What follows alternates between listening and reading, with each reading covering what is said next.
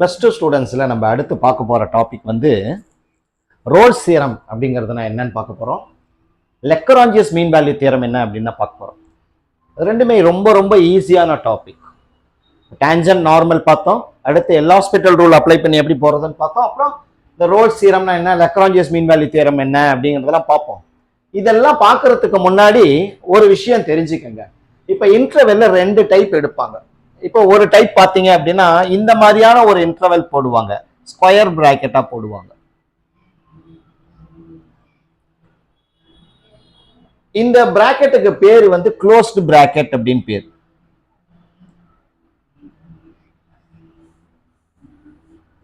அதாவது தமிழ்ல சொன்னா மூடிய இடைவெளி அப்படின்னு சொல்லுவாங்க.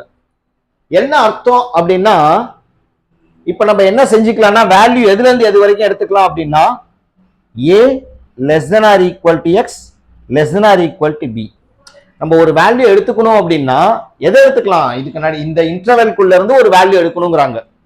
இது க்ளோஸ்டு இன்டர்வெல்லா இருந்தது, அதாவது மூடிய இடைவெளியா இருந்ததுன்னா இதுல இருந்து ஒரு வேல்யூ எடுக்கணும் அப்படின்னு சொன்னாங்கன்னா நம்ம இந்த ஏவையும் எடுத்துக்கலாம், இந்த பியையும் எடுத்துக்கலாம், அதுக்கு இடைப்பட்ட வேல்யூ அப்படிங்கறத எடுத்துக்கலாம் அப்படின்னு அர்த்தம். அதனாலதான் அதுக்கு பேரு க்ளோஸ்டு பிராக்கெட் அப்படின்னு பேர். அப்ப என்ன அப்படிங்கிறது புரிஞ்சுக்கணும். இந்த மாதிரி பிராக்கெட் போட்டா க்ளோஸ்ட், மூடிய இடைவெளி அப்படின்னு பேர். இதே அடுத்தது பாருங்க, இந்த பிராக்கெட்டை இப்படி மாத்துவாங்க,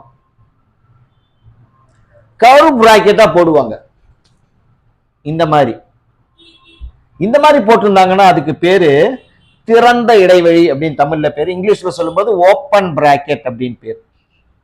இப்ப இந்த இன்டர்வல்குள்ள இருந்து ஒரு வேல்யூ, இந்த இடைவெளிக்கு நடுப்புற இருந்து ஒரு வேல்யூ எடுக்கணும் அப்படின்னா நம்ம ஏவும் எடுக்கக்கூடாது, பியும் எடுக்கக்கூடாது, அதற்கு இடைப்பட்டதுல எந்த வேல்யூ வேணாலும் எடுத்துக்கலாம் அப்படின்னு அர்த்தம். இப்ப உதாரணமா 1,4 அப்படின்னு இருந்தது அப்படின்னா இப்ப இந்த 1க்கும் 4க்கும் நடுப்புற நான் ஒரு வேல்யூ எடுக்கணும், பிராக்கெட் ஓப்பன் இன்டர்வலா இருக்கும்போது 1 எடுக்கக்கூடாது, 4 எடுக்கக்கூடாது, 2 எடுக்கலாம், 1.1 எடுக்கலாம், 3.9 வரைக்கும் எடுத்துக்கலாம். இதை தாண்டி வேற எதுவும் எடுக்கக்கூடாது. ஆனா இதே பிராக்கெட் இப்படி இருந்ததுன்னு வச்சுக்கோங்க, நான் 1 எடுத்துக்கலாம், 4 எடுத்துக்கலாம். இதுதான் இந்த ஓப்பன் இன்டர்வலுக்கும் க்ளோஸ்ட் இன்டர்வலுக்கும் உள்ள டிஃபரன்ஸ். ஸோ இது நல்லா புரியுதா? இது முதல்ல தெரிஞ்சுக்கணும். அடுத்தது இந்த கண்டினியூஸ் ஃபங்க்ஷன், தொடர்ச்சியான சார்பு. கண்டினியூஸ் ஃபங்க்ஷன் அப்படின்னா என்னன்னு சொல்லுவாங்க, தொடர்ச்சியான சார்பு அப்படின்னா என்ன அப்படின்னு சொல்லுவாங்க. ஒண்ணும் இல்லை, இப்ப சித்தாந்தமா பாருங்க.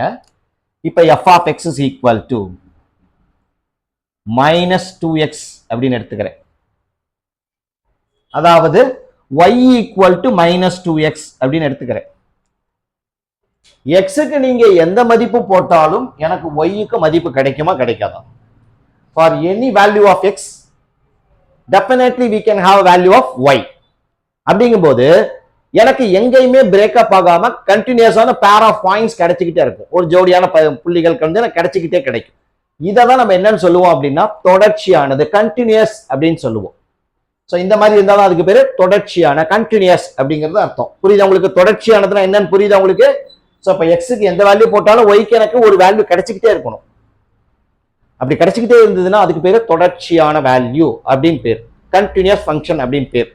அப்படி இல்லை, இப்போ y is equal to 1/x அப்படின்னு கிடைக்குதுன்னு வச்சுக்கோங்க. எக்ஸோட எல்லா வேல்யூக்கும் எனக்கு y கிடைச்சிருமா? It is not possible.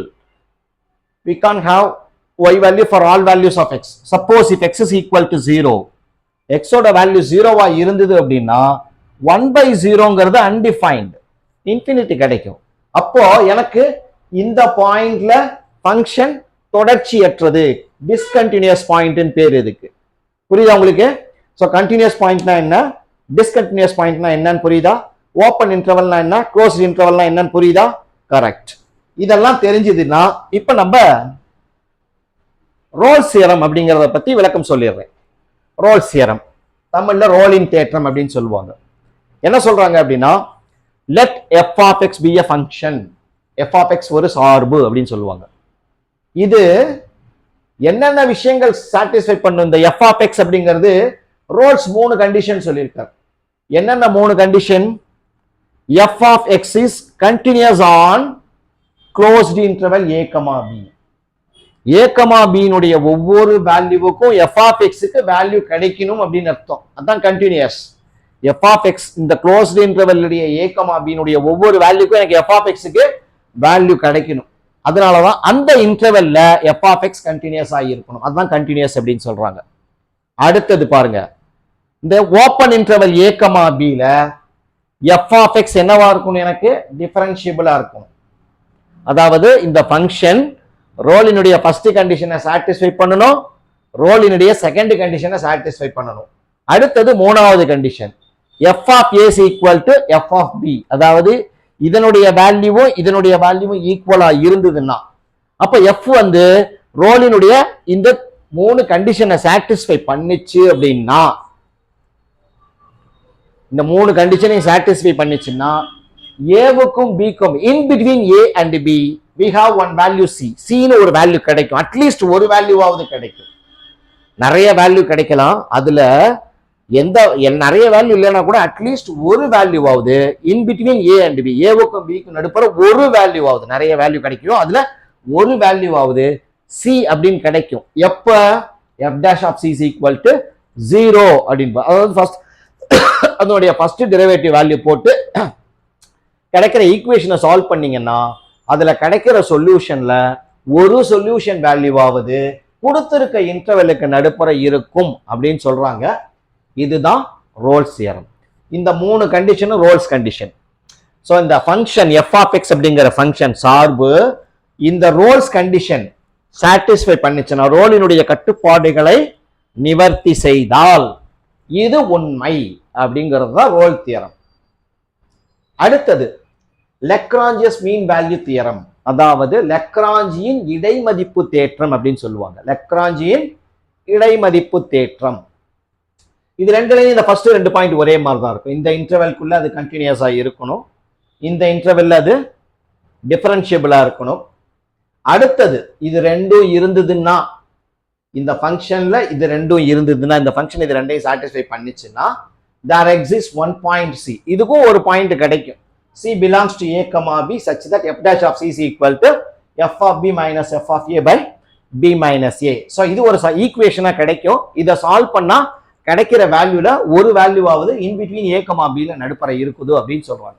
இதுவும் ஒரே விஷயத்தை தான் சொல்றது. பட் இவரு ஒரு ஃபார்ம்ல கண்டுபிடிச்சிருப்பார், இது ஒரு ஃபார்ம்ல கண்டுபிடிச்சிருப்பார். எப்படி நம்ம வந்து ஒரு சைமல்டேனியஸ் ஈக்குவேஷன்ஸை சால்வ் பண்றதுக்கு நிறைய மெத்தட் படிச்சிருப்போம். எலிமினேஷன் மெத்தட்னு படிச்சிருப்போம், கிராஸ் மல்டிப்ளிகேஷன் மெத்தட் படிச்சிருப்போம், டிட்டர்மினன்ட் மெத்தட் படிச்சிருக்கோம், மேட்ரிசஸ்ல படிச்சிருக்கோம். அதே மாதிரி குவாட்ராட்டிக் சால்வ் பண்ணும்போது நம்ம நிறைய மெத்தட்ல படிச்சிருக்கோம். What are the methods?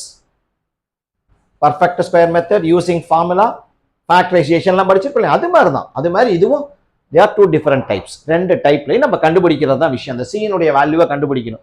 So ஒரு ஃபங்க்ஷன் ரோல்ஸ் கண்டிஷனை சாட்டிஸ்ஃபை பண்ணும்போது சி ஏவுக்கும் பிக்கும் நடுக்கிற பிட்வீன்ல இருக்க அந்த மிடில் கிடைக்கிற சி வேல்யூவை இந்த கண்டிஷனை யூஸ் பண்ணி கண்டுபிடிப்போம்.